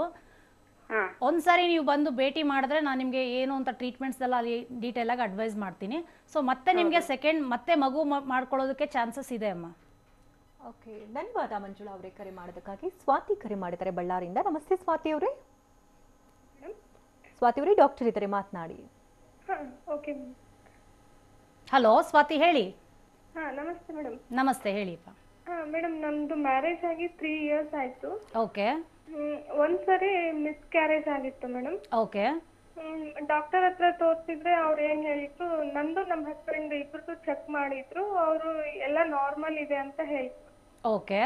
ಬಟ್ ಅವ್ರು ಏನ್ ಹೇಳ್ತಿದ್ದಾರೆ ಅಂದ್ರೆ ಎಂಡೋಮೆಟ್ರಿಯಂ ಲೇಯರ್ ಏನಿದೆಯಲ್ಲ ಅದು ಥಿಕ್ನೆಸ್ ಕಡಿಮೆ ಇದೆ ನಿಮ್ಗೆ, ಸೊ ಹಂಗಾಗಿ ಪ್ರೆಗ್ನೆನ್ಸಿ ಆಗ್ತಾ ಇಲ್ಲ ಅಂತ ಹೇಳ್ತಿದ್ದಾರೆ. ಓಕೆ. ಅದಕ್ಕೇನಾದ್ರೂ ಟ್ರೀಟ್ಮೆಂಟ್ ಇದೆಯಾ ಏನು? ಕೆಲವು ಪೇಷಂಟ್ಸ್ಗಳಿಗೆ ಎಲ್ಲ ಚೆನ್ನಾಗಿರುತ್ತೆ, ಎಂಡೋಮೆಟ್ರಿಯಂ ಲೈನಿಂಗಲ್ಲಿ ಪ್ರಾಬ್ಲಮ್ಸ್ ಆಗ್ತಿರುತ್ತೆ, ಎಲ್ಲಿ ಮಗು ಇಂಪ್ಲಾಂಟೇಷನ್ ಆಗುತ್ತಲ್ಲ ಆ ಜಾಗ. ಸೊ ಅಂಥದಕ್ಕೆ ಈಗ ಎಷ್ಟೊಂದು ಅಡ್ವಾನ್ಸ್ ಟ್ರೀಟ್ಮೆಂಟ್ಸ್ ಬಂದಿರೋದ್ರಿಂದ ನೀವು ನನ್ನ ಅಪ್ರೋಚ್ ಮಾಡಿ, ತಾಮರ ಹಾಸ್ಪಿಟಲ್ ಬಂದು ಭೇಟಿ ಮಾಡಿ, ಅದಕ್ಕೆ ಏನೇನು ಹೊಸ ಹೊಸ ಟ್ರೀಟ್ಮೆಂಟ್ಸ್ ಅವೈಲೇಬಲ್ ಇದೆ ಅಂತ ನಾನು ನಿಮಗೆ ಡೀಟೇಲ್ ಆಗಿ ಎಕ್ಸ್ಪ್ಲೇನ್ ಮಾಡಿ ಅಲ್ಲಿ ತಿಳಿಸ್ಕೊಡ್ತೀನಿ. ಒಂದ್ಸಾರಿ ಬಂದು ಮೀಟ್ ಮಾಡಿಯಪ್ಪ. ಧನ್ಯವಾದ ಸ್ವಾತಿ ಕರೆ ಮಾಡೋದಕ್ಕಾಗಿ. ಈಗಷ್ಟು ಕಾಲರ್ಸ್ ಹೇಳ್ತಾ ಇದ್ರೆ, ಈಗ ಒಬ್ಬೊಬ್ಬರಿಗೆ ಒಂದೊಂದು ರೀತಿ ಸಮಸ್ಯೆಗಳಿರುತ್ತೆ ಅಂತ ಹೇಳ್ತಿದ್ರಿ. ಈಗ ಮಹಿಳೆಯರಲ್ಲಿ ಪ್ರಮುಖವಾಗಿ ನೀವು PCOD ಹೇಳ್ತಾ ಇದ್ರಿ, ಸಿಸ್ಟ್ ಹೇಳ್ತಾ ಇದ್ರಿ, ಹಾಗೆ ಟ್ಯೂಬ್ ಬ್ಲಾಕ್ ಆಗದೆ ಇರ್ಬೋದು. ಈಗೊಬ್ಬಷ್ಟೇ ಒಬ್ಬರು ಕಾಲರ್ ಹೇಳ್ತಾ ಇದ್ರು ಎಂಡೋಮೆಟ್ರಿಯಂ ಸಮಸ್ಯೆ ಅಂತ. ಯಾವ್ಯಾವ ರೀತಿ ಸಮಸ್ಯೆಗಳು ಪ್ರಮುಖವಾಗಿ ಇತ್ತೀಚಿನ ದಿನಮಾನಗಳಲ್ಲಿ ನಾವು ಗಮನಿಸ್ತಾ ಇದ್ದೀವಿ? ಮೆಜಾರಿಟಿ ನಮ್ಗೆ ಬರೋ ಪೇಷಂಟ್ಸ್ ಎಲ್ಲ PCOD ಇಶ್ಯೂಸ್ ಇರುತ್ತೆ. PCOD ಇಶ್ಯೂಸ್ ಇದ್ದವ್ರಿಗೆ ಏನಾಗುತ್ತೆ, ಓವುಲೇಷನ್ಸ್ ಕರೆಕ್ಟಾಗಿ ಆಗ್ತಿರಲ್ಲ, ಪೀರಿಯಡ್ ಕರೆಕ್ಟಾಗಿ ಆಗ್ತಿರಲ್ಲ. ಸೊ ಅವ್ರಿಗೆ ಏನಾಗುತ್ತೆ, ಮತ್ತು ವೆಯ್ಟ್ ಗೇನ್ ಇರುತ್ತೆ, ಆ ಥರ ಎಲ್ಲ ಸಮಸ್ಯೆಗಳು ಇರ್ತವೆ. ಅಂಥವರೆಲ್ಲ ಬಂದು ನಾವು ಸ್ಕ್ಯಾನ್ ಮಾಡಿದಾಗ ಲೈಕ್ PCOD ಇರೋದಕ್ಕೂ ನಾವು ಡಯಾಗ್ನೋಸ್ ಮಾಡ್ಬೋದು. ಸೊ ಅವ್ರಿಗೆ ಪೀರಿಯಡ್ಸ್ ಇಶ್ಯೂಸ್ ಇದ್ದಾಗ ಫಸ್ಟ್ ನಾವು ಪೀರಿಯಡ್ಸ್ನ ಕರೆಕ್ಷನ್ ಮಾಡಬೇಕು. ಎವ್ರಿ ಮಂತ್ ಕರೆಕ್ಟಾಗಿ ಪೀರಿಯಡ್ ಆಗ್ತಿರಲ್ಲ, ಸೊ ಹಾರ್ಮೋನಲ್ ಇಂಬ್ಯಾಲೆನ್ಸ್ ಇರುತ್ತೆ. ಅಂಥದನ್ನೆಲ್ಲ ನಾವು ಕರೆಕ್ಷನ್ ಮಾಡಿದಾಗ ಕೆಲವರು ನ್ಯಾಚುರಲ್ ಆಗಿ ಕನ್ಸೀವ್ ಆಗಿರೋ ಚಾನ್ಸಸ್ಸು ಇರುತ್ತೆ. ಕೆಲವರು ನ್ಯಾಚುರಲ್ ಆಗಿ ಕನ್ಸೀವ್ ಆಗಿಲ್ಲ ಅಂದಾಗ ನಾವು ನೆಕ್ಸ್ಟ್ ಹೈಯರ್ ಟ್ರೀಟ್ಮೆಂಟ್ಸ್ ಅಂತ ಹೋಗಬೇಕಾಗತ್ತೆ. ಓಕೆ, ಈಗ ದಂಪತಿಗಳಿಗೆ ಈಗ ಮಕ್ಕಳಿಲ್ಲ ಅಂತಂದರೆ ಡಾಕ್ಟರ್ ಹತ್ರ ಹೋದ ತಕ್ಷಣ ಅವರು IVFಗೆ ಸಜೆಸ್ಟ್ ಮಾಡ್ತಾರೆ ಅಂತ ತುಂಬ ಜನ ಭಯ ಪಡ್ಕೊಳ್ತಾರೆ. ಯಾವ ಸಂದರ್ಭದಲ್ಲಿ ನೀವು IVFಗೆ ಸಜೆಸ್ಟ್ ಮಾಡ್ತೀರಿ ಆ್ಯಕ್ಚುಲಿ? IVF ಅಂತ ಕೆಲವು ಸ್ಟೇಜಲ್ಲಿ ಇರೋದ್ರೆ, ಈಗ ಹಸ್ಬೆಂಡ್ಗೆ ಟೆಸ್ಟ್ ಮಾಡಿಸಿದಾಗ ಏನಾದರೂ ಕೌಂಟ್ ಏನಾದರೂ ಕಡಿಮೆ ಇದ್ದರೆ, ವೀರ್ಯಾಣುಗಳ ಸಂಖ್ಯೆ ಕಡಿಮೆ ಇದ್ದು ಮತ್ತು ಮೊಟಿಲಿಟಿ ಅಂತ ಹೇಳ್ತೀವಿ, ಚಲನಾಶಕ್ತಿ ಎಲ್ಲ ಕಡಿಮೆ ಇದ್ದಾಗ ಅವರಿಗೆ ಸಿಂಪಲ್ ಟ್ರೀಟ್ಮೆಂಟ್ಸ್ ಎಲ್ಲ ವರ್ಕೌಟ್ ಆಗಲ್ಲ. ಅಂಥವರು IVF ಅನ್ನೋದಕ್ಕೆ ಹೋಗಬೇಕಾಗುತ್ತೆ. ಮತ್ತು ಫೀಮೇಲ್ಸಲ್ಲಿ ಎಂಡೋಮೆಟ್ರಿಯೋಸಿಸ್ ಅಂತ ಹೇಳ್ತೀವಿ, ಟ್ಯೂಬ್ಸ್ ಬ್ಲಾಕ್ ಇರ್ಬೋದು, ಮತ್ತು ಈಗ ಲೈಕ್ ಎಷ್ಟೊಂದು ನ್ಯಾಚುರಲ್ ಸೈಕಲ್ಲು IUI ಎಲ್ಲ ಫೇಲ್ಯೂರ್ ಆಗಿರುವಂಥ ಪೇಷಂಟ್ಸ್ಗಳಿಗೆಲ್ಲ ನಾವು IVF ಅಂತ ಅಡ್ವೈಸ್ ಮಾಡ್ತೀವಿ. ಮತ್ತು ಕೆಲವ್ರಿಗೆ ನಂಬರ್ ಆಫ್ ಎಗ್ಸ್ ಕೌಂಟ್ ಕಡಿಮೆ ಆಗ್ತಾ ಹೋಗ್ತಿರುತ್ತೆ, ಅಂಥವ್ರಿಗೆಲ್ಲ ನಾವು ಡೈರೆಕ್ಟಾಗಿ IVF ಅಂತ ಹೇಳ್ತೀವಿ. ಓಕೆ, ಹಾಗೆ ಅಂದ್ರೆ ಈಗ IVF ಟ್ರೀಟ್ಮೆಂಟ್ ಬಗ್ಗೆ ಬರೋದಾದರೆ ತುಂಬ ಜನ ಹೆದರುಕೊಳ್ತಾರೆ. ಯಾಕಂದರೆ IVF ಟ್ರೀಟ್ಮೆಂಟ್ ಅಂದರೆ ತುಂಬಾ ದುಬಾರಿ, ತುಂಬ ಇಂಜೆಕ್ಷನ್ಸ್ಗಳು ತೊಗೊಳ್ಬೇಕು, ಟ್ಯಾಬ್ಲೆಟ್ಸ್ಗಳು ತೊಗೋಬೇಕು, ಕಂಪ್ಲೀಟಾಗಿ ರೆಸ್ಟ್ ಇರಬೇಕು ಅಂತೆಲ್ಲ ಅಂದ್ಕೊಳ್ತಾರೆ. ಈ ಬಗ್ಗೆ ಮಾಹಿತಿ ಕೊಡ್ಬೋದಾ? IVF ಅಂದರೆ ಇಟ್ಸ್ ಲೈಕ್ ಆಬ್ವಿಯಸ್ಲಿ ಇದು ಕಾಸ್ಟ್ಲಿ ಟ್ರೀಟ್ಮೆಂಟ್ ಅಂತಲೇ, ಅದು ತುಂಬ ಕಾಸ್ಟ್ಲಿ ಏನಿಲ್ಲ ನಮ್ಮ ಹಾಸ್ಪಿಟ್ಲಲ್ಲಿ. ಏನಾಗುತ್ತೆ ಅಂದರೆ ನಾವು ಇಂಜೆಕ್ಷನ್ಸು ಡೈಲಿ ಎವ್ರಿ ಮಂತ್ ಒಂದು ಎಗ್ ಡೆವಲಪ್ ಆಗಿ ರಪ್ಚರ್ ಆಗುತ್ತೆ. ನಾವೇನು ಮಾಡ್ತೀವಿ IVF ಅಲ್ಲಿ ಬೋತ್ ಎರಡು ಸೈಡು ಅಂಡಾಶಯದಲ್ಲಿ ಒಂದು 5-6 ಮೊಟ್ಟೆಗಳು ಬೆಳೆಯೋ ಥರ ಇಂಜೆಕ್ಷನ್ಸ್ ಕೊಡ್ತೀವಿ. ಆ ಇಂಜೆಕ್ಷನ್ಸ್ ಕಾಸ್ಟ್ಲಿ ಆಗ್ತವೆ ಅಷ್ಟೇ ಬಿಟ್ಟರೆ ಅದರ್ವೈಸ್ ಟ್ರೀಟ್ಮೆಂಟ್ ಎಲ್ಲ ನಾರ್ಮಲ್ ಎಂದಂದರೆ ಎಲ್ಲರೂ ಅಪ್ರೋಚ್ ಮಾಡುವಂಥ ಟ್ರೀಟ್ಮೆಂಟ್. ಇಟ್ಸ್ ಅಫೋರ್ಡೆಬಲ್ ಟ್ರೀಟ್ಮೆಂಟ್ ಅಂತ ಹೇಳೋಕ್ಕೆ ಇಷ್ಟಪಡ್ತೀನಿ. ಟ್ರೀಟ್ಮೆಂಟ್ ಪ್ರೊಸೀಜರ್ ಹೇಗೆ ಸ್ಟಾರ್ಟ್ ಆಗುತ್ತೆ? ಯೂಶಲಿ ಪೀರಿಯಡ್ ಆದ ಸೆಕೆಂಡ್ ಡೇಯಲ್ಲಿ ಬಂದಾಗ ನಾವು ಅವ್ರಿಗೆ ಸ್ಕ್ಯಾನ್ ಮಾಡ್ತೀವಿ. ಸ್ಕ್ಯಾನ್ ಮಾಡಿ ಕೆಲವು ಹಾರ್ಮೋನ್ಸ್ ಟೆಸ್ಟ್ ಮಾಡ್ತೀವಿ. ಎಲ್ಲ ನಾರ್ಮಲ್ ಇದ್ದರೆ ನಾವು ಅವಾಗೇನು ಮಾಡ್ತೀವಿ, ಇಂಜೆಕ್ಷನ್ಸ್ ಕೊಡೋಕ್ಕೆ ಸ್ಟಾರ್ಟ್ ಮಾಡ್ತೀವಿ. ಕೆಲವ್ರಿಗೆ ಏನಾಗುತ್ತೆ 8 to 10 days ವರೆಗೂ ಇಂಜೆಕ್ಷನ್ಸ್ ಕೊಡ್ತಾ ಹೋಗ್ತೀವಿ. ಸೊ 8 to 10 days ಇಂಜೆಕ್ಷನ್ಸ್ ಆದಮೇಲೆ ಎಗ್ ಯಾವಾಗ ಒಂದು ಮಚೂರ್ ಸ್ಟೇಜ್ ಅಂದರೆ ಸೈಜ್ ರೀಚ್ ಆಗುತ್ತೋ ಅವಾಗ ಏನು ಮಾಡ್ತೀವಿ, ಅಂಡರ್ ಅನಸ್ಥೀಶಿಯಾ ಆ ಎಗ್ಸ್ನ ನಾವು ಪಿಕಪ್ ಮಾಡ್ತೀವಿ. ಆ ಎಗ್ಸ್ ಪಿಕಪ್ ಮಾಡಿದ ದಿನ ಹಸ್ಬೆಂಡು ಸ್ಯಾಂಪಲ್ ಕೊಟ್ಟು ಆ ಸ್ಯಾಂಪಲ್ ತೊಗೊಂಡು ನಾವು ಎಂಬ್ರಿಯೋಸ್ ಭ್ರೂಣನ ಫಾರ್ಮ್ ಮಾಡ್ತೀವಿ. ಮತ್ತು ಇದು ಫೀಮೇಲ್ಸ್ಗಳಿಗೆ ಯಾವಾಗ ಎಂಡೋಮೆಟ್ರಿಯಮ್ ಗರ್ಭಕೋಶದ ಲೈನಿಂಗ್ ಚೆನ್ನಾಗಿದೆಯೋ ನೋಡಿಕೊಂಡು ಆವಾಗ ನಾವು ಎಂಬ್ರಿಯೋಸ್ನ ಟ್ರಾನ್ಸ್ಫರ್ ಮಾಡ್ತೀವಿ. ಸೊ ಅದಾದಮೇಲೆ 14 days ಆದಮೇಲೆ ಅವರು ಪ್ರೆಗ್ನೆನ್ಸಿ ಟೆಸ್ಟ್ ಮಾಡ್ಕೋಬೋದು. ಓಕೆ, ಪೇನ್ಫುಲ್ ಇರುತ್ತಾ ಈ ಪ್ರೊಸೀಜರ್? ಇಲ್ಲ, ಅಂಡರ್ ಅನಸ್ಥೀಶಿಯಾ ಮಾಡೋದ್ರಿಂದ ಅಷ್ಟೊಂದು ಪೇನ್ಫುಲ್ ಏನಿರಲ್ಲ. It's just day care procedure. Morning ಬಂದು ಈವ್ನಿಂಗ್ ಅಷ್ಟರಲ್ಲಿ ಅವ್ರು ಡಿಸ್ಚಾರ್ಜ್ ಮಾಡ್ಕೊಂಡು ಹೋಗ್ಬೋದು. ಪ್ರಿಕಾಷನ್ಸ್ ಏನೇನು ತಗೊಳ್ಬೇಕು ಈ ಸಂದರ್ಭದಲ್ಲಿ? ಎಚ್ಚರಿಕೆ ವಹಿಸಬೇಕಾದಂಥ ಅಂಶಗಳು ಯಾವ್ದು ಅಂತೀರಿ? ಕೊರೋನಾ ಟೈಮ್ಸಲ್ಲಿ ಇರೋದ್ರಿಂದ ಆಬ್ವಿಯಸ್ಲಿ ಸೇಫ್ಟಿ ಅಂತ ಇರಬೇಕು. ಮತ್ತು ಕೆಲವು ಏನೇ ಒಂದು IVF ಟ್ರೀಟ್ಮೆಂಟ್ ಆಗಲಿ, ಒಂದು ನ್ಯಾಚುರಲ್ ಏನೇ ಒಂದು ಟ್ರೀಟ್ಮೆಂಟ್ಗೆ ಅಂತ ಹೋಗಬೇಕಾದ್ರೆ at the end of the day ಏನು healthy lifestyle is very important. Healthy diet ಇರ್ಬೋದು, ಒಂದು ರೆಗ್ಯುಲರ್ ಎಕ್ಸಸೈಸ್ ಮಾಡ್ಬೋದು. ಮತ್ತು ವೆಯ್ಟ್ ನಾವು ಡಿಪೆಂಡಿಂಗ್ ಅಪಾನ್ ಪೇಷಂಟ್ಸ್ ವೆಯ್ಟ್ ನಾವು ಏನೇ ಟ್ರೀಟ್ಮೆಂಟು ಮೆಡಿಸಿನ್ಸು ಇಂಜೆಕ್ಷನ್ಸ್ ಕೊಟ್ಟರು ವೆಯ್ಟ್ ಮೇಲೆ ಕೊಡ್ತೀವಿ. ಸೊ ವೆಯ್ಟ್ನ ಯಾವಾಗಲೂ ಕಂಟ್ರೋಲ್ ಇಟ್ಕೊಂಡು ಇದ್ದಷ್ಟು ಒಳ್ಳೆಯದು. ಯಾಕಂದರೆ ಪ್ರೆಗ್ನೆನ್ಸಿ ಆದಮೇಲೆ ಏನಾಗುತ್ತೆ, weight nearly 15 to 18 kg weight gain ಆಗ್ತಾರೆ. ಸೊ ವೆಯ್ಟ್ ಜಾಸ್ತಿ ಇದ್ದಷ್ಟು ಏನಾಗುತ್ತೆ, BP ಬರೋ ಚಾನ್ಸಸ್ಸು, ಶುಗರ್ ಬರೋ ಚಾನ್ಸಸ್ಸು, ಬೇರೆ ಏನೋ ಸಮಸ್ಯೆಗಳು ಜಾಸ್ತಿ ಆಗ್ತಾ ಇರುತ್ತೆ. ಸೊ ಅದನ್ನು ವೆಯ್ಟ್ ಅವ್ರು ಕಂಟ್ರೋಲ್ ಇಟ್ಕೊಂಡ್ರೆ ಒಳ್ಳೆಯದು. ಮತ್ತು ಆದಷ್ಟು ಹೆಚ್ಚು ಪ್ರೋಟೀನ್ ರಿಚ್ ಡಯಟ್ ತೊಗೋಬೇಕು. ಗ್ರೀನ್ ಲೀಫಿ ವೆಜಿಟೇಬಲ್ಸ್ ತೊಗೊಳ್ಳೋದು, ಮತ್ತು ಕಾರ್ಬೋಹೈಡ್ರೇಟ್ಸು, ಫ್ಯಾಟ್ ಕಂಟೆಂಟ್ಸ್ನೆಲ್ಲ ಸ್ವಲ್ಪ ಕಡಿಮೆ ಮಾಡಬೇಕು. ಜಂಕ್ ಫುಡ್ಗಳು ಜಾಸ್ತಿ ತುಂಬ ಜನ ತೊಗೊಳೋದ್ರಿಂದ ಅದನ್ನೆಲ್ಲ ಆದಷ್ಟು ಅವಾಯ್ಡ್ ಮಾಡಬೇಕು. ಮೇಲ್ಸ್ಗೆ ಏನಂತ ಹೇಳ್ತೀವಿ, ಅವರು ತುಂಬ ಸ್ಮೋಕಿಂಗ್ ಮತ್ತು ಡ್ರಿಂಕಿಂಗ್ ಹ್ಯಾಬಿಟ್ಸ್ ಎಲ್ಲ ಇರೋರೆಲ್ಲ ಸ್ವಲ್ಪ ಅದನ್ನು ಕಟ್ ಡೌನ್ ಮಾಡಿಕೊಂಡಷ್ಟು ಒಳ್ಳೆಯದು. ಈಗ ದೈಹಿಕವಾಗಿ ಒಂದು ರೀತಿ ಚಲನೆ ಆಗ್ತಾ ಇರುತ್ತೆ, ಸೊ ಮಾನಸಿಕವಾಗಿ ಕೂಡ ಅವರು ಸಿದ್ಧತೆಯನ್ನು ನಡೆಸ್ಕೊಳ್ಬೇಕಾಗುತ್ತೆ. ಈ ನಿಟ್ಟಿನಲ್ಲಿ ನೀವು ಯಾವ ರೀತಿ ಸಹಕಾರ ಮಾಡ್ತೀರಿ? ಈಗಿನ ಜನ್ರೇಷನ್ ಎಲ್ಲರಿಗೂ ಸ್ಟ್ರೆಸ್ಫುಲ್ ಜಾಬ್ ಇದೆ, ಟ್ರಾಫಿಕಲ್ಲೇ ಒಂದರ್ಧ ಸ್ಟ್ರೆಸ್ ಆಗಿಬಿಡ್ತಾರೆ. ಸೊ ಆದಷ್ಟು ಈ ಸ್ಟ್ರೆಸ್ನ ನಾವು ಕಂಟ್ರೋಲ್ ಮಾಡೋದಕ್ಕೆ ಮೆಡಿಟೇಷನ್ ಮಾಡಿ ಅಂತ ಹೇಳ್ತೀವಿ, ಯೋಗ ಮಾಡಿ ಅಂತ ಹೇಳ್ತೀವಿ. ಮತ್ತು ಲೈಕ್ ಮಾರ್ನಿಂಗ್ ವಾಕ್ ಮಾಡೋದು, ಆ ಥರ ಎಲ್ಲ ಮಾಡಿದಾಗ ಏನಾಗುತ್ತೆ, ಅವ್ರಿಗೆ ಏನೇನೋ ಹಾಬೀಸ್ ಆ ಥರ ಇದ್ದರೆ ಆ ಥರ ಎಲ್ಲ ಮಾಡಿದ್ರೆ ಅವ್ರಿಗೆ ಮೈಂಡ್ ಸ್ವಲ್ಪ ಕಂಟ್ರೋಲ್ ಇರುತ್ತೆ. ಮತ್ತು ಏನೇ ಟ್ರೀಟ್ಮೆಂಟ್ಗೆ ಹೋಗೋದಕ್ಕೆ ಮುಂಚೆ ಡಾಕ್ಟರ್ಸ್ ಹತ್ರ ಬಂದು ಕಂಪ್ಲೀಟಾಗಿ ಏನೇ ಡೌಟ್ಸ್ ಇದ್ದರೂ ಕ್ಲಿಯರ್ ಮಾಡಿಕೊಂಡು ಪ್ರತಿಯೊಂದು ಡಿಸ್ಕಷನ್ ಮಾಡಿದಷ್ಟು ಬೆಟರು. ಮತ್ತು ಫ್ಯಾಮಿಲಿಲೂ ಅಷ್ಟೇ, ಏನೇ ಟ್ರೀಟ್ಮೆಂಟ್ಗೆ ಹೋದರೂ ಗಂಡ ಹೆಂಡತಿ ಇಬ್ಬರು ಕುತ್ಕೊಂಡು ಮಾತಾಡಿಕೊಂಡು ಒಂದು ಡಿಸಿಷನ್ ಅಂತ ತೊಗೊಂಡು ಇಬ್ಬರಿಗೂ ಸಪೋರ್ಟ್ ಮಾಡ್ಕೊಂಡು ಹೋದರೆ ಡೆಫಿನೆಟಾಗಿ ಹೇಳ್ತೀನಿ ಆ ಟ್ರೀಟ್ಮೆಂಟಲ್ಲಿ ಸಕ್ಸಸ್ ಚೆನ್ನಾಗಿ ಸಿಗುತ್ತೆ. ಓಕೆ, ಇನ್ನು IVF ಅಲ್ಲಿ ನಾವು ಗಮನಿಸೋದಾದರೆ ಹೆಚ್ಚಾಗಿ ಟ್ವಿನ್ಸ್, ಅವಳಿ ತ್ರಿವಳಿ ಅಂತ ಕೇಳ್ತಾ ಇರ್ತೀವಿ. ಈ ರೀತಿ ಆಗ್ತಾ ಇರುತ್ತಲ್ಲ, ಯಾಕಿದು? ಈಗ IVF ಅಲ್ಲಿ ನಾವು ನಂಬರ್ ಆಫ್ ಎಂಬ್ರಿಯೋಸು 2 ಅಥವಾ 3 ಎಂಬ್ರಿಯೋಸ್ ಟ್ರಾನ್ಸ್ಫರ್ ಮಾಡೋದ್ರಿಂದ ಕೆಲವ್ರಿಗೆ ಏನಾಗುತ್ತೆ, ಎಂಬ್ರಿಯೋಸ್ ಇಂಪ್ಲಾಂಟೇಷನ್ 2 ಆದರೂ ಆಗ್ಬೋದು, 3 ಆದರೂ ಆಗ್ಬೋದು. ಕೆಲವರು 3 ಎಂಬ್ರಿಯೋಸ್ ಹಾಕಿದಾಗಲೂ 3 ಮಕ್ಕಳು ಹುಟ್ಟಿರೋ ಚಾನ್ಸಸ್ಸು ಇರುತ್ತೆ. ಬಟ್ ಅವಾಗೇನು ಬೇಗ ಡೆಲಿವರಿ ಆಗೋ ಚಾನ್ಸಸ್ ಇರುತ್ತೆ. ಸೊ 3 ಇರೋದನ್ನ ಒಂದು ರಿಡಕ್ಷನ್ ಅಂತ ಮಾಡಿಕೊಂಡು ಟ್ವಿನ್ಸ್ನ ಕ್ಯಾರಿ ಮಾಡ್ತಾರೆ. ಕೆಲವರು ಟ್ವಿನ್ಸ್ ಇಲ್ಲ, ನಮಗೆ ಟ್ವಿನ್ಸ್ ಬೇಡ, ನಮಗೆ ಒಂದೇ ಮಗು ಸಾಕು ಅನ್ನೋರಿಗೆ ಕೆಲವ್ರಿಗೆ ನಾವು ಒಂದು ಎಂಬ್ರಿಯೋನು ಟ್ರಾನ್ಸ್ಫರ್ ಮಾಡಿದ್ದೀವಿ. ಸೊ ಒಂದು ಎಂಬ್ರಿಯೋ ಟ್ರಾನ್ಸ್ಫರ್ ಮಾಡಿನೂ ರಿಸಲ್ಟ್ ಚೆನ್ನಾಗಿ ಸಿಕ್ಕಿದೆ ನಮ್ಮಲ್ಲಿ. ಓಕೆ, ನಾವಾಗಲೇ ಮಾತನಾಡ್ತಾ ಇದ್ವಿ IVF ಬಗ್ಗೆ ತಿಳ್ಕೊಳ್ತಾ ಇದ್ವಿ. IVF ಫೇಲ್ಯೂರ್ ಯಾಕೆ ಆಗ್ತದೆ? ಯಾಕಂದರೆ ರಿಪೀಟೆಡ್ ಅಬೋರ್ಷನ್ಸ್ ತುಂಬ ಜನಕ್ಕೆ ಆಗ್ತಾ ಇದೆ, ಫೇಲ್ಯೂರ್ ಆಗ್ತಿದೆ, ಬಟ್ ಕಾರಣಗಳು ಗೊತ್ತಿರೋದಿಲ್ಲ ಅಂತೇಳಿ. ಸೊ ಯಾವುದು ಪ್ರಮುಖ ಕಾರಣ ಆಗುತ್ತೆ ಅಂತೀರಿ? ಮೇಯ್ನ್ ಯೂಶಲಿ IVF ಅಲ್ಲಿ ಸಕ್ಸಸ್ ರೇಟ್ ಅಂತ ಬಂದರೆ 35% ಅಷ್ಟೇ ನಾವು ಸಕ್ಸಸ್ ಹೇಳೋದು. ಕೆಲವು ಸಾರಿ ಏನಾಗುತ್ತೆ, ಅವ್ರಿಗೆ ಎಂಬ್ರಿಯೋಸ್ ಫಾರ್ಮ್ ಆಗಿರುತ್ತೆ, ಚೆನ್ನಾಗಿರೋ ಎಂಬ್ರಿಯೋಸ್ ಇದೆ, ಅದನ್ನೇ ಟ್ರಾನ್ಸ್ಫರ್ ಮಾಡಿದ್ದಾರೆ ಅಂತ ನಮ್ಮ ಡಾಕ್ಟರ್ ಹೇಳಿದ್ರು, ಬಟ್ ನಂಗೆ ಕನ್ಸೀವ್ ಆಗಿಲ್ಲ ಅಂತ ಹೇಳ್ತಾರೆ. ಕೆಲವು ಸಾರಿ ಏನಾಗುತ್ತೆ, ಇಂಪ್ಲಾಂಟೇಷನ್ ಫೇಲ್ಯೂರ್ ಅಂತ ಹೇಳ್ತೀವಿ. ಒಳಗಡೆ ಗರ್ಭಕೋಶದ ಲೈನಿಂಗಲ್ಲಿ ಅದಕ್ಕೆ ಒಳ್ಳೆ ಕರೆಕ್ಟಾಗಿರುವಂಥ ಜಾಗ ಸಿಕ್ಕಿಲ್ಲದೆ ಇರ್ಬೋದು, ಅಥವಾ ಅದಕ್ಕೆ ಡೈಲಿ ಬ್ಲಡ್ ಸಪ್ಲೈಯಲ್ಲಿ ಏನಾದರೂ ಇಶ್ಯೂಸ್ ಆಗಿರ್ಬೋದು, ಅಥವಾ ಜೆನೆಟಿಕಲೇ ಏನಾದರೂ ಪ್ರಾಬ್ಲಮ್ಸ್ ಇದ್ದರೆ ಎಂಬ್ರಿಯೋದಲ್ಲಿ ಏನಾಗುತ್ತೆ, ಅದು ಇಂಪ್ಲಾಂಟೇಷನ್ ಆಗಲ್ಲ, ಅಂದರೆ ಪ್ರೆಗ್ನೆನ್ಸಿ ಕೊಡೋದಿಲ್ಲ. ಸೊ ಈ ಥರ ಇಶ್ಯೂಸ್ ಇದ್ದವ್ರಿಗೆ ನಾವು ಕೆಲವು ಮೆಡಿಸಿನ್ಸು ಮತ್ತು ಟ್ರೀಟ್ಮೆಂಟೆಲ್ಲ ಸ್ವಲ್ಪ ಡಿಫರ್ ಮಾಡಬೇಕಾಗುತ್ತೆ. ಸ್ವಲ್ಪ ಡಿಫ್ರೆಂಟ್ ಟೈಪ್ ಆಫ್ ಟ್ರೀಟ್ಮೆಂಟ್ ಕೊಟ್ಟಾಗ ಏನಾಗುತ್ತೆ, ಅವ್ರು ಕನ್ಸೀವ್ ಆಗೋ ಚಾನ್ಸಸ್ಸು ಚೆನ್ನಾಗಿರುತ್ತೆ. ಓಕೆ, ಇನ್ನು ಪುರುಷರಲ್ಲಿ ವೀರ್ಯಾಣು ಸಂಖ್ಯೆ ಕಡಿಮೆ ಇರುವಂಥದ್ದು ಅಸೋಸ್ಪರ್ಮಿಯಾ ಅಂತ ಹೇಳ್ತೀವಿ. ಸೊ ಇದಕ್ಕೆ ಟ್ರೀಟ್ಮೆಂಟ್ ಏನಿದೆ ಅಂತೀರಿ? ಅಜೋಸ್ಪರ್ಮಿಯಾ ಅಂದಾಗ ಹಸ್ಬೆಂಡ್ ವೀರ್ಯಾಣು ಸ್ಯಾಂಪಲ್ ಕೊಟ್ಟಾಗ ಅದರಲ್ಲಿ ಒಂದು ವೀರ್ಯಾಣುಗಳು ಇಲ್ಲದೆ ಇರೋದನ್ನು ನಾವು ಅಜೋಸ್ಪರ್ಮಿಯಾ ಅಂತ ಹೇಳ್ತೀವಿ. ಅಂಥವ್ರಿಗೆ ಯೂಶಲಿ ಏನು ಮಾಡಿಬಿಡ್ತಾರೆ, ಅಯ್ಯೋ ನನ್ನಲ್ಲಿ ಏನೋ ಪ್ರಾಬ್ಲಮ್ ಇದೆ, ನಂದು ಆಗೋದೇ ಇಲ್ಲ ಅಂತ ಕೆಲವರು ಹಾಗೆ ಉಳ್ಕೊಳ್ತಾರೆ. ಅಂಥವ್ರಿಗೆ ನಾವು ಕೆಲವು ಹಾರ್ಮೋನ್ ಟೆಸ್ಟ್ ಎಲ್ಲ ಮಾಡಿದಾಗ ಏನಾಗುತ್ತೆ, ಸೊ ಅದರಲ್ಲಿ ಅವ್ರಿಗೆ ವೀರ್ಯಾಣು ಅಂದರೆ ಬೀಜದಲ್ಲಿ ಉತ್ಪತ್ತಿ ಆಗ್ತಿದೆ ಅಂತ ನಮಗೆ ಗೊತ್ತಾಗುತ್ತೆ. ಸೊ ಅಂಥ ಟೈಮಲ್ಲಿ ನಾವು ಏನು ಮಾಡ್ತೀವಿ, ವೀರ್ಯಾಣುಗಳು ಬೀಜದಿಂದ ಸಿರಿಂಜ್ ಮುಖಾಂತರ ವೀರ್ಯಾಣುಗಳನ್ನ ತೊಗೊಂಡು ವೈಫ್ಗೆ ಎಗ್ ಪಿಕಪ್ ಮಾಡಿದಾಗ ಒಂದೊಂದು ಎಗ್ಗಿಗೂ ಒಂದೊಂದು ವೀರ್ಯಾಣುನ ಬೆರೆಸಿ ಭ್ರೂಣ ಮಾಡಿ ಆ ಭ್ರೂಣನ ನಾವು ಹೆಣ್ಣು ಮಕ್ಕಳಿಗೆ ಟ್ರಾನ್ಸ್ಫರ್ ಮಾಡೋದ್ರಿಂದ ಕನ್ಸೀವ್ ಆಗೋ ಚಾನ್ಸಸ್ಸು ಚೆನ್ನಾಗಿರುತ್ತೆ. ಓಕೆ, ಇನ್ನು ಸೆಕೆಂಡ್ ಇನ್ಫರ್ಟಿಲಿಟಿ ಹೆಚ್ಚಾಗಿ ನಾವು ಗಮನಿಸ್ತಾ ಇದ್ದೀವಿ, ಯಾಕೆ ಈ ರೀತಿ ಆಗ್ತಾ ಇದೆ? ಫಸ್ಟ್ ಎಲ್ಲ ನ್ಯಾಚುರಲ್ ಆಗಿ ಕನ್ಸೀವ್ ಆಗಿರ್ತಾರೆ, ಸೆಕೆಂಡ್ ಒನ್ ಆಗ್ತಿಲ್ಲ ಅಂತ ಕೆಲವರು ಅದನ್ನು ನ್ಯಾಚುರಲ್ ಆಗಿ ಆಗುತ್ತೆ ಅಂತ ಕೆಲವರು ವೆಯ್ಟ್ ಮಾಡ್ತಾರೆ. ಸೊ 1 or 2 years ವೆಯ್ಟ್ ಮಾಡಿ ಕನ್ಸೀವ್ ಆಗಿಲ್ಲ ಅಂದರೆ ಮೆಜಾರಿಟಿ ಕಾಸಸ್ ಏನಿರುತ್ತೆ, ಟ್ಯೂಬ್ಸ್ ಬ್ಲಾಕ್ ಇರ್ಬೋದು, ಅಥವಾ ಹಸ್ಬೆಂಡ್ ಸೆಮೆನ್ ಅನಾಲಿಸಿಸ್ ಮಾಡಿದಾಗ ಅವ್ರದ್ರಲ್ಲಿ ಏನಾದರೂ ಏರ್ಪೇರ್ ಇರ್ಬೋದು, ಅಥವಾ ಗರ್ಭಕೋಶದ ಲೈನಿಂಗಲ್ಲಿ ಏನಾದರೂ ಸಮಸ್ಯೆ ಇರ್ತಿರ್ಬೋದು. ಸೊ ಅಂಥವರು ಅಷ್ಟೇ ಡೆಫಿನೆಟಾಗಿ ಒಂದ್ಸರಿ ಹಾಸ್ಪಿಟಲ್ ಅಪ್ರೋಚ್ ಮಾಡಿದಾಗ ನಾವು ಅವ್ರಿಗೆ ರೊಟೀನ್ ಟೆಸ್ಟ್ಗಳು ಇನ್ವೆಸ್ಟಿಗೇಷನ್ಸ್ ಎಲ್ಲ ಮಾಡಿ ಏನು ಪ್ರಾಬ್ಲಮ್ಸ್ ಇದೆ ಅಂತ ನಾವು ನೋಡಿ ಅಕಾರ್ಡಿಂಗ್ ಟು ದಟ್ ನಾವು ಟ್ರೀಟ್ಮೆಂಟ್ನ ಕೊಡ್ಬೋದು. ಈಗ ರಾಜ್ಯದ ನಾನಾ ಭಾಗದಿಂದ ನೋಡ್ತಾ ಇರ್ತಾರೆ, ಬೇರೆ ಬೇರೆ ಜಿಲ್ಲೆಗಳಿಂದ ಬಂದು ಟ್ರೀಟ್ಮೆಂಟ್ ತಗೊಳ್ಬೇಕಪ್ಪ ಅಂದರೆ ಏನಾದ್ರು ಫೆಸಿಲಿಟೀಸ್ ಇದೆಯಾ ತಾಮರ ಕಡೆಯಿಂದ? ಯೂಶಲಿ ನಮ್ಮದ್ರಲ್ಲಿ ತುಂಬ ಔಟ್ಸೈಡರ್ಸ್ ತುಂಬ ಜನ ಬರ್ತಾರೆ. ನಮಗಲ್ಲಿ ಒಬ್ಬರು ಮ್ಯಾನೇಜ್ಮೆಂಟ್ ಅವ್ರು ಇದ್ದಾರೆ, ಅವರು ಏನು ಮಾಡ್ತಾರೆ, ಅಲ್ಲಿ ಬಂದು ಔಟ್ಸೈಡಿಂದ ಬಂದಿರೋರ್ಗೆ ಉಳ್ಕೊಳ್ಳೋದಕ್ಕೆ ಅಂತ PG ಫೆಸಿಲಿಟೀಸ್ ಎಲ್ಲ ಮಾಡಿದ್ದಾರೆ. ಸೊ ತುಂಬ ಜನ ಅವರೆಲ್ಲ ಬಂದು ಉಳ್ಕೊಂಡು ಟ್ರೀಟ್ಮೆಂಟ್ ಎಲ್ಲ ತೊಗೊಂಡು ಹೋಗಿರೋರು ಇದ್ದಾರೆ. ಮತ್ತು ಕೆಲವರು ಅಪ್ ಟು ಡೆಲಿವರಿವರೆಗೂ ಸ್ಟೇ ಮಾಡಿ ಡೆಲಿವರಿ ಮಾಡಿಕೊಂಡು ಎಲ್ಲ ಹೋಗಿದ್ದಾರೆ. ಏನಾದ್ರು ಆಫರ್ಸ್ ನಡೀತಾ ಇದೆಯಾ? ಕೊರೋನಾ ಟೈಮ್ಸಲ್ಲಿ ತುಂಬ ಜನ ಏನೋ ಹಣದ ಕೊರತೆಗಳಿಂದ ತುಂಬ ಜನ ಇರೋದ್ರಿಂದ ಅಂಥವ್ರಿಗೆ ನಾವು ಕೆಲವ್ರಿಗೆ ಸ್ಪೆಷಲ್ ಟ್ರೀಟ್ಮೆಂಟ್ಸ್ ಎಲ್ಲ ಅಂದರೆ ಸ್ಪೆಷಲ್ ಪ್ಯಾಕೇಜಸ್ ಎಲ್ಲ ಇರೋದ್ರಿಂದ ಅವ್ರು ಬಂದು ಅಪ್ರೋಚ್ ಮಾಡಿದ್ರೆ ಬೆಟರ್. ಓಕೆ, ಈಗ ಬೇರೆ ಬೇರೆ ಕಡೆ ಎಲ್ಲ ಟ್ರೀಟ್ಮೆಂಟ್ ತೊಗೊಂಡಿರ್ತಾರೆ, ಫೇಲಿಯರ್ ಆಗಿರುತ್ತೆ, ನೀನು ಆಪ್ಷನ್ಸೇ ಇಲ್ಲ ಅಂತ ಕೂತಿರ್ತಾರೆ, ಕೈ ಚೆಲ್ಲಿ ಕೂತಿರ್ತಾರೆ. ಸೊ ತಾಮರಾಗೆ ಬರುವುದಾದರೆ ಯಾವ ರೀತಿ ಭರವಸೆ ತುಂಬ್ತೀರಿ ನೀವು?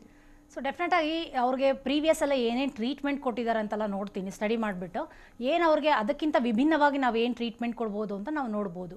ಈಗ ಬರ್ತಿರೋ ಎಷ್ಟೊಂದು ಪೇಷಂಟ್ಸ್ಗಳಿಗೆ ಆಲ್ರೆಡಿ ಅವ್ರಿಗೆ 2 to 3 IVF ಎಲ್ಲ ಮಾಡಿಕೊಂಡು ಫೇಲ್ಯೂರ್ ಆಗಿರುವಂಥ ಪೇಷಂಟ್ಸ್ಗಳು ತುಂಬ ಜನ ಬರ್ತಾರೆ. ಅಂಥವ್ರಿಗೆ ನಾವು ಯೂಶಲಿ ಏನಾಗಿರುತ್ತೆ, ಎಂಡೋಮೆಟ್ರಿಯಲ್ ಪ್ರಾಬ್ಲಮ್ಸ್ ಇರ್ಬೋದು ಅಥವಾ ಎಂಬ್ರಿಯೋದಲ್ಲೇ ಏನಾದರೂ ಅವ್ರದ್ದು ಕೊರತೆ ಇರ್ಬೋದು. ಅಂಥವ್ರನ್ನ ನಾವು ಡೀಟೇಲಾಗಿ ಸ್ಟಡಿ ಮಾಡಿ ಅವ್ರಿಗೆ ಸ್ವಲ್ಪ ಅಡ್ವಾನ್ಸ್ ಟ್ರೀಟ್ಮೆಂಟ್ಸ್ ಎಲ್ಲ ನಾವು ಕೊಟ್ಟಾಗ ಅವ್ರು ಕನ್ಸೀವ್ ಆಗಿರೋ ಚಾನ್ಸಸ್ ತುಂಬ ಚೆನ್ನಾಗಿದೆ. ಸೊ ಈಗ ಎಂಗೇಜಲ್ಲಿ ಇರುವಂಥವ್ರು ತುಂಬ ಜನ ಆಸೆ ಪಡ್ತಾರೆ, ಯಾಕಂದರೆ ನಾವು ಹೆಲ್ತಿ ಆಗಿರುವಂಥ ಸಂದರ್ಭದಲ್ಲಿ ಎಗ್ ಫ್ರೀಸಿಂಗ್ ಮಾಡ್ಕೊಂಬೋಣ, ಮುಂದೆ ಕೆರಿಯರ್ ಓರಿಯೆಂಟೆಡ್ ಇರ್ತೀವಿ, ಇದನ್ನ ಕೆಲಸ ಎಲ್ಲ ಮುಗಿಸ್ಕೊಂಡು ನಂತರದಲ್ಲಿ ಮಗು ಮಾಡ್ಕೊಂಡು ಅಂತ ತುಂಬ ಜನ ಪ್ಲಾನ್ ಮಾಡ್ತಾರೆ. ಸೊ ಇದಕ್ಕೇನಾದ್ರು ಅಡ್ವಾನ್ಸ್ ಟ್ರೀಟ್ಮೆಂಟ್ಸ್ಗಳೇನಾದರೂ ಇದೆಯಾ ತಾಮರದಲ್ಲಿ? ಯೂಶಲಿ ಮದುವೆ ಆಗಿಲ್ಲ ಅಂದರೆ ಅವ್ರು ಬಂದು ಎಗ್ನ ಫ್ರೀಸ್ ಮಾಡಿ ಇಡುವಂಥ ಫೆಸಿಲಿಟೀಸ್ ಇದೆ. ಅಥವಾ ಮದುವೆ ಆಗಿರೋರು ಇನ್ನೂ ನಾನು 2-3 years ಪ್ಲ್ಯಾನ್ ಇಲ್ಲ ಅಂತ ಹೇಳೋರು ಅಂಥವರು ಅಷ್ಟೇ ಎಂಬ್ರಿಯೋಸ್ನ ಭ್ರೂಣಗಳನ್ನ ಮಾಡಿ ಅದನ್ನು ನಾವು ಫ್ರೀಸ್ ಮಾಡಿ ಇಟ್ಕೊಂಡು ಅವ್ರು ಯಾವಾಗ ನೆಕ್ಸ್ಟ್ ಟ್ರೀಟ್ಮೆಂಟ್ಗೆ ಪ್ಲ್ಯಾನ್ ಮಾಡ್ತಾರೋ ಅವಾಗ ಬಂದು ನಾವು ಟ್ರಾನ್ಸ್ಫರ್ ಮಾಡಿ ಅವರು ಕನ್ಸೀವ್ ಆಗೋದಕ್ಕೆ ಹೆಲ್ಪ್ ಮಾಡ್ಕೊಡ್ತೀವಿ ಆ ಥರ. ಸೊ ಬೆಟರ್ ಒಂದು ಎಗ್ ಫ್ರೀಸ್ ಮಾಡೋರು ಎಗ್ ಫ್ರೀಸ್ ಮಾಡ್ಕೊಳ್ಳೋದು ಅಥವಾ ಎಂಬ್ರಿಯೋ ಮಾಡಿ ಫ್ರೀಸ್ ಮಾಡ್ಕೊಳ್ಳೋದು ಬೆಟರ್ ಅನಿಸುತ್ತೆ. ಓಕೆ, ಈಗ ವೀರ್ಯ ದಾನ ಪಡ್ಕೊಂಡು ಮಗು ಮಾಡ್ಕೊಳ್ಳೋದಾಗಿರ್ಬೋದು ಅಥವಾ ಸರಗನ್ಸಿ ಮದರ್ ಆಗಿರ್ಬೋದು, ಈ ಬಗ್ಗೆ ಆಪ್ಷನ್ಸ್ ಬಗ್ಗೆ ತಿಳಿಸೋದಾದ್ರೆ? ಈಗ ನಾರ್ಮಲ್ ಏನಾಗುತ್ತೆ, ಫೀಮೇಲ್ಸಲ್ಲಿ ಒನ್ಸ್ ದೇ ಕ್ರಾಸ್ 35 years ಅಂತ ಹೇಳಿದಾಗ ನಮ್ಮ ಮೊಟ್ಟೆಗಳ ಪ್ರಮಾಣನೂ ಕಡಿಮೆ ಆಗ್ತಾ ಬರುತ್ತೆ, ಅದರ ಕ್ವಾಲಿಟಿನೂ ಕಡಿಮೆ ಆಗ್ತಾ ಬರುತ್ತೆ. ಕೆಲವ್ರಿಗೆ ಈ ಇತ್ತೀಚಿನ ದಿನಗಳಲ್ಲಿ ಏನಾಗುತ್ತೆ, ಲೆಸ್ ದ್ಯಾನ್ 30 ಇರೋರ್ಗೂ ಅಷ್ಟೇ ಮೊಟ್ಟೆಗಳ ಪ್ರಮಾಣಗಳು ಕಡಿಮೆ ಆಗ್ತಾ ಇರುತ್ತೆ. ಸೊ ಅಂಥವ್ರುಗಳಿಗೆ ಏನಾಗುತ್ತೆ, ನಾವು ಫುಲ್ ಟೆಸ್ಟ್ ಮಾಡಿ ಅವ್ರದ್ದೇ ಸ್ವಂತ ಮೊಟ್ಟೆಗಳು ಸಿಗುತ್ತಾ ಅಂತ ನೋಡ್ತೀವಿ. ಇನ್ ಕೇಸ್ ಸಿಗ್ತಿಲ್ಲ ಅಥವಾ ಸಿವಿಯರ್ ಎಂಡೋಮೆಟ್ರಿಯೋಸಿಸ್ ಇತ್ತು, ಅವ್ರದ್ದು ಮೊಟ್ಟೆಗಳು ತುಂಬ ಅಂಡಾಶಯಗಳು ತುಂಬ ಡ್ಯಾಮೇಜ್ ಆಗಿದೆ ಅಥವಾ ಟ್ಯೂಬ್ಸ್ ಡ್ಯಾಮೇಜ್ ಆಗಿದೆ, ಅಂಥವ್ರುಗಳಿಗೆಲ್ಲ ಏನು ಮಾಡ್ತೀವಿ, ದಾನಿಗಳದ್ದು ಆಪ್ಷನ್ಸ್ ಕೊಡ್ತೀವಿ. ಮತ್ತು ಕೆಲವರು ಎಬೋ 40 years ಅಂತ ಇರ್ತಾರೆ, ಅಂಥವ್ರಿಗೆ ಅವರ ಮೊಟ್ಟೆಗಳ ಪ್ರಮಾಣ ಕಡಿಮೆ ಇದ್ದಾಗ ಅಂಥವ್ರಿಗೆ ದಾನಿಗಳದ್ದು ಆಪ್ಷನ್ಸ್ ಕೊಡ್ತೀವಿ. ಈಗ ವೀರ್ಯಾಣುಗಳು ಕೆಲವ್ರದ್ದು ಅವ್ರದ್ದು ಚೆನ್ನಾಗಿಲ್ಲ ಅಂತ ಅಥವಾ ಸಿಗದೇ ಇಲ್ಲ ಅಂತ ಗೊತ್ತಾದಾಗ ಅಂಥವ್ರುಗಳಿಗೂ ದಾನಿಗಳದ್ದು ಆಪ್ಷನ್ಸ್ ಕೊಟ್ಟು ಪ್ರೆಗ್ನೆನ್ಸಿ ಮಾಡುವುದಕ್ಕೆ ಹೆಲ್ಪ್ ಮಾಡ್ಬೋದು ನಾವು. ಓಕೆ, ಇನ್ನು ಪ್ರೆಗ್ನೆನ್ಸಿ ಟೈಮಲ್ಲಿ ತುಂಬಾ ಎಚ್ಚರಿಕೆಯನ್ನು ವಹಿಸಬೇಕಾಗುತ್ತೆ. ಅದರಲ್ಲೂ ತಾವು ಸೇವಿಸುವಂಥ ಆಹಾರ ತುಂಬಾ ಮುಖ್ಯ ಆಗುತ್ತೆ. ಕೆಲವರು ಏನು ಅಂದ್ಕೊಳ್ತಾರೆ, ಈಗ ಅತಿ ಹೆಚ್ಚು ಒಳ್ಳೆ ಆರೋಗ್ಯಗಳನ್ನ ಹೆಚ್ಚು ಸೇವನೆ ಮಾಡೋದ್ರಿಂದ ಆರೋಗ್ಯ ಹೆಲ್ದಿ ಆಗಿರುತ್ತೆ, ಯಾವುದೇ ರೀತಿ ಸಮಸ್ಯೆ ಆಗಲ್ಲ ಅಂತ ಅಂದ್ಕೊಳ್ತಾರೆ. ಬಟ್ ಅದೇ ಹೀಟ್ ಆಗೋದ್ರಿಂದ ಮತ್ತೊಂದು ರೀತಿ ಎಫೆಕ್ಟ್ ಆಗೋ ಸಾಧ್ಯತೆಗಳಿರುತ್ತೆ. ಸೊ ಯಾವ್ಯಾವ ಫುಡ್ನ ಅತಿ ಹೆಚ್ಚಾಗಿ ಸೇವನೆ ಮಾಡಬೇಕು, ಯಾವುದು ವರ್ಜ್ಯ ಅಂತೀರಿ? ಎಲ್ಲ ಹೆಲ್ತಿ ಫುಡ್ಗಳನ್ನ ತೊಗೋಬೋದು, ಅದರಲ್ಲಿ ಏನು ತೊಂದರೆ ಇಲ್ಲ. ಬಟ್ ಕೆಲವರು ಏನು ಹೇಳ್ತಾರೆ, ಇದೇ ಫುಡ್ ಪರ್ಟಿಕ್ಯುಲರ್ ಫುಡ್ ತೊಗೊಂಡ್ರೆ ಚೆನ್ನಾಗಿರುತ್ತೆ ಅಂತ ಯಾರೋ ಹೇಳ್ಬಿಟ್ಟಿರ್ತಾರೆ, ಅದನ್ನೇ ತುಂಬ ಅತಿಯಾಗಿ ಸೇವಿಸ್ತಿರ್ತಾರೆ. ಆ ಥರ ಇರ್ಬೋದು. ಕೆಲವರೀಗ ನಮ್ದ್ರಲ್ಲಿ ತುಂಬ ಬರೋ ಪೇಷಂಟ್ಸ್ ಏನಂತಾರೆ, ಅವಕ್ಯಾಡೋ ಅಂದರೆ ಬೆಣ್ಣೆ ಹಣ್ಣು ತೊಗೊಂಡ್ರೆ ಕನ್ಸೀವ್ ಆಗೋದಕ್ಕೆ ಹೆಲ್ಪ್ ಆಗುತ್ತೆ ಅಂತ ಹೇಳ್ತಾರೆ. ಅಂದ್ಬಿಟ್ಟು ಅದನ್ನೇ ದಿನ ತುಂಬ ಅದನ್ನೇ ಸೇವಿಸೋಕ್ಕಾಗಲ್ಲ. ಸೊ ಯಾವುದೇ ಅಷ್ಟು ಅದು ಮಿತಿಯಾಗಿದ್ದಷ್ಟು ಒಳ್ಳೆಯದು. ಮತ್ತು ಯಾವಾಗಲೂ ಅದಷ್ಟು ಫ್ರೆಶ್ ಆಗಿ ಅವತ್ತೇ ಅಡುಗೆ ಮಾಡ್ಕೊಂಡು ಅವತ್ತೇ ಊಟ ಮಾಡೋದು ಆಗಿರ್ಬೋದು, ತುಂಬ ಪ್ರಿಸರ್ವ್ ಆಗಿರುವಂಥ ಫುಡ್ಗಳನ್ನ ತಿನ್ನೋದು ಅದೆಲ್ಲ ಒಳ್ಳೆಯದಲ್ಲ. ಮತ್ತು ಆದಷ್ಟು ಈಗಿನ ನಮ್ಮ ಜನ್ರೇಷನಲ್ಲಿ ಏನೋ ಹೆಲ್ತಿ ತರಕಾರಿಗಳು ಮತ್ತು ಸೊಪ್ಪು ತಿನ್ನೋದು ತುಂಬ ಕಡಿಮೆ. ಹಣ್ಣುಗಳು ಅಷ್ಟೇ, ಅವ್ರಿಗೆ ಸೆಲೆಕ್ಟೆಡ್ ಫ್ರೂಟ್ಸ್ ತಿನ್ನೋದು ಆ ಥರ ಮಾಡ್ತಾರೆ. ಎಲ್ಲ ನಮಗೆ ಸೀಸ್ನಲಲ್ಲಿ ಏನೇನು ಫ್ರೂಟ್ಸು ವೆಜಿಟೇಬಲ್ಸ್ ಸಿಗುತ್ತೋ ಅದನ್ನು ಸೇವನೆ ಮಾಡೋದ್ರಿಂದ ಒಳ್ಳೆಯದು. ಮತ್ತು ಲೈಫ್ ಸ್ಟೈಲ್ ಯಾವಾಗಲೂ ರೆಗ್ಯುಲರ್ ಸೆಡೆಂಟ್ರಿ ಲೈಫ್ ಸ್ಟೈಲ್ ಇದ್ದರೆ ತುಂಬ ಅಷ್ಟು ಒಳ್ಳೆಯದಲ್ಲ. So regular routine exercise, walk ಮಾಡೋದು ಆ ಥರ ಎಲ್ಲ ಮಾಡಿಕೊಂಡು ಮೈಂಡ್ನ ಒಂದು ಕಂಟ್ರೋಲ್ ಇಟ್ಕೊಂಡಿದ್ದಷ್ಟು ಒಳ್ಳೆಯದು. ಆ ಥರ ಬೆಟರ್. ಸೊ ಪ್ರೆಗ್ನೆನ್ಸಿಗೆ ಪ್ಲಾನ್ ಮಾಡ್ತಾ ಇರೋರು ಯಾವ ರೀತಿ ಎಚ್ಚೆತ್ತುಕೊಳ್ಬೇಕು, ಜೊತೆಗೆ ಏನೆಲ್ಲ ಪ್ರಿಪ್ರೇಷನ್ಸ್ ಮಾಡ್ಕೊಂಡು ಬರ್ಬೇಕಂತ ಹೇಳ್ತೀವಿ? ಅದೇ IVF ಹೋಗೋರು ಅಂದರೆ ಯೂಶಲಿ 6 months ಮುಂಚೆಯಿಂದನೇ ಅವರೆಲ್ಲ ಪ್ಲ್ಯಾನ್ ಮಾಡ್ಕೊಬೇಕು. ಆಬ್ವಿಯಸ್ಲಿ ಎಮೋಷ್ನಲಿ ಅವ್ರು ಸ್ಟ್ರಾಂಗ್ ಆಗಿರಬೇಕು, ಅವ್ರಿಗೆ ಪೇಷನ್ಸ್ ಅನ್ನೋದು ಇರಬೇಕು, healthy food, healthy life style ಇರ್ಬೋದು, ಅದೆಲ್ಲ ಇಂಪಾರ್ಟೆಂಟು. ಮತ್ತು ಮೇಲ್ ಬಂದರೆ ಅವರು ಕುಡಿಯೋದನ್ನು ಮತ್ತು ಇದು ಸಿಗರೇಟ್ ಸ್ಮೋಕಿಂಗ್ ಎಲ್ಲ ಸ್ವಲ್ಪ ಕಟ್ ಡೌನ್ ಮಾಡಿದಷ್ಟು ಒಳ್ಳೆಯದು. ಜಂಕ್ ಫುಡ್ಸ್ನೆಲ್ಲ ಅವಾಯ್ಡ್ ಮಾಡಿದಷ್ಟು ಒಳ್ಳೆಯದು. ತುಂಬ ಪ್ರೋಟೀನ್ ರಿಚ್ ಡಯಟ್ ತೊಗೊಂಡಷ್ಟು ಒಳ್ಳೆಯದು. ಓಕೆ ಡಾಕ್ಟರ್, ಕಾರ್ಯಕ್ರಮಕ್ಕೆ ಆಗಮಿಸಿ ಹಲವು ಮಾಹಿತಿ ಕೊಟ್ಟಿದ್ದಕ್ಕಾಗಿ ಧನ್ಯವಾದ ನಮಗೆ. ನಮಸ್ತೆ ವೀಕ್ಷಕರೇ, ಡಾಕ್ಟರ್ ಅಖಿಲ ಆನಂದವ್ರನ್ನ ಭೇಟಿ ಮಾಡಬೇಕಂದ್ರೆ ಅಡ್ರೆಸ್ ಪ್ಲೇಟ್ ಈ ರೀತಿ ಇದೆ, ನೋಟ್ ಮಾಡ್ಕೊಳ್ಳಿ. Tamara hospital and IVF centre, first N block, Rajajinagar, Bengaluru 560010. ದೂರವಾಣಿ ಸಂಖ್ಯೆ ಈ ರೀತಿ ಇದೆ 8880099300.